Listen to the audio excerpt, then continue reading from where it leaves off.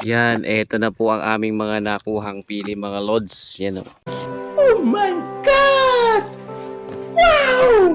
So, pagpasensyahan nyo yung lalagyan. Madumi ang aming lalagyan. Pero hindi naman kasi kakainin yung balat. Pwede na! Pero na lang kung kakainin mo. Pwede naman. Hugasan lang. Huwag mong subukan. Masisira ang buhay mo. Hinuhugasan naman talaga yan bago nilalaga. Yan. So, napakadami na naming nakuha. Paano masabi? So, ito pa, napakadami pa. Oh. Yan, yung mga hinulog niya kanina. Ang dami. Hindi lang masyadong visible siguro dahil napakadaming dahon. Yan, oh, yung mga kulay itim. Yan. So, ito. Yan. So, ito.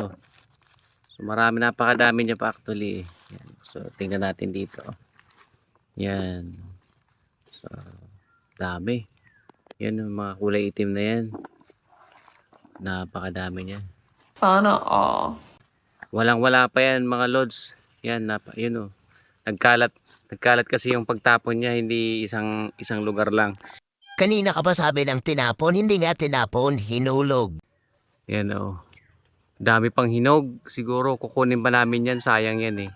O di kunin nyo. Yan. So napakadami pang hinog talaga. Kahit ito nga dito sa may part na to. Yan oh. Yan, ang mga hinog pa yan oh. Yung mga yan. Wala ka ba ibang sasabihin paulit-ulit? Kukunin pa namin yan. At tingnan natin dito sa may part na to. Kung makikita nyo mga lods, ito pa pala, nandito pa. Ang dami pa. Yan, mga tinapon niya kanina. Hinulog ga, hindi tinapon ang kulit.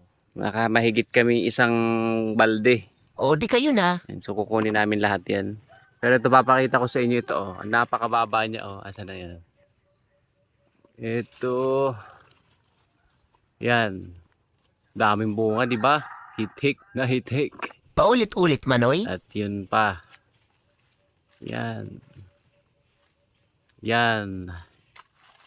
Yung. Dami.